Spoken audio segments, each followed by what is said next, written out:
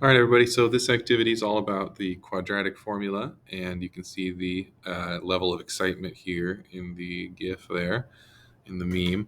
And so I'm going to take you through a couple of these slides, and I hope you notice that this activity starts out with a lot of help, and then as you move through the slides, they slowly remove the help.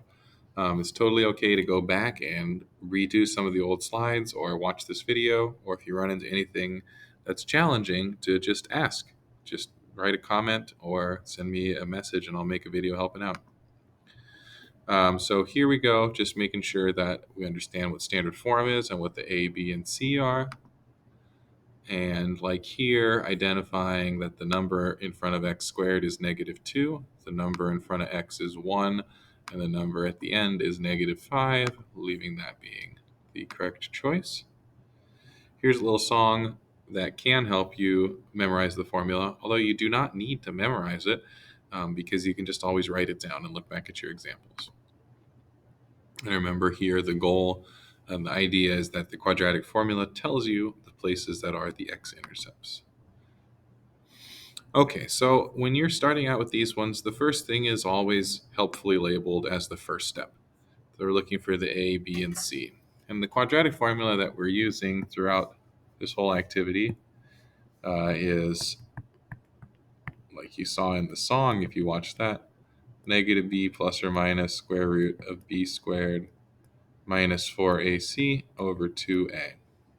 So the first step after identifying A, B, and C is just replacing each of those letters, A, B, and C, with the numbers that you identified.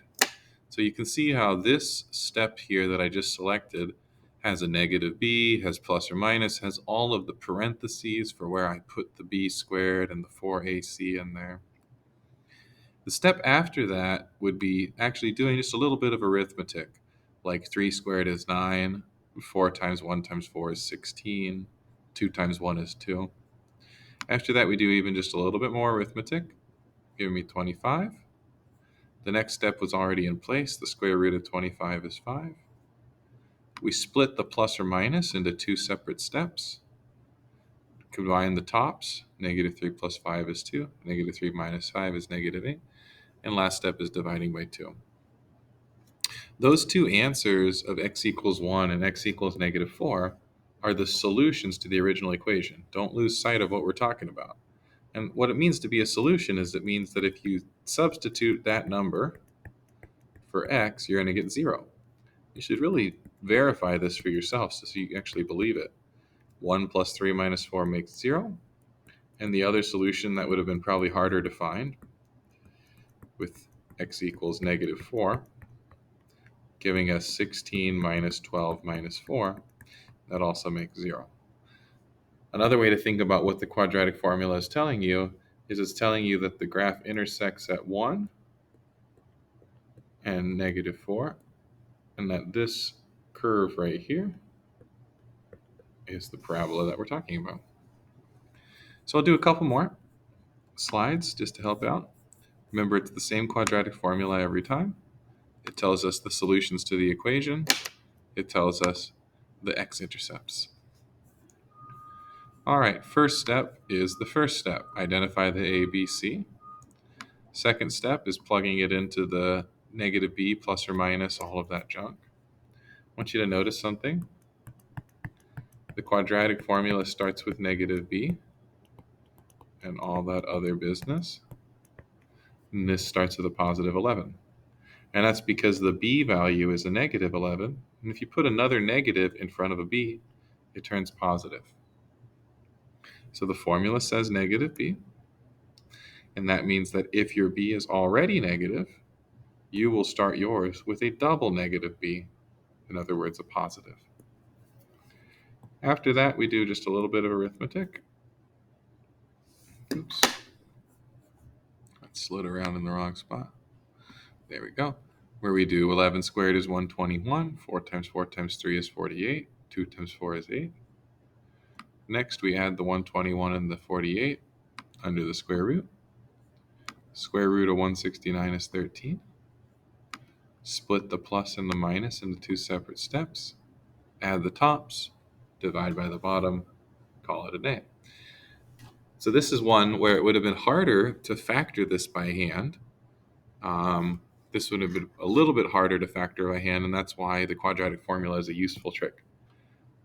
Just to show you that you could have factored it though, if you do your 4x squared here and your negative 3 down there, you can do 4x times x to be 4x squared. 4x times 3 makes 12x. X times 1 makes 1x.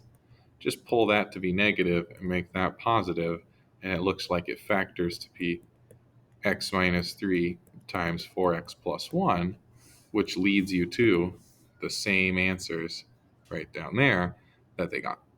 So the quadratic formula doesn't do anything that we haven't already known how to do. It just allows us to solve a bigger group of problems, things that we can't factor, and sometimes things that we just don't feel like factoring. Let's just do one last one. So here, like I said, they're kind of taking away some of the scaffolding, making it a little bit more on you. So they have the first couple steps all set up.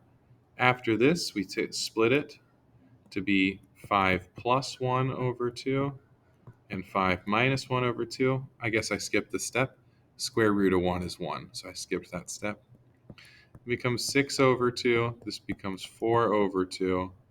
So our final answers are 3 and 2 right there. You can always double check your work and see that indeed 3 squared minus 5 times 3 plus 6 equals 0. If you don't believe me, just work it out.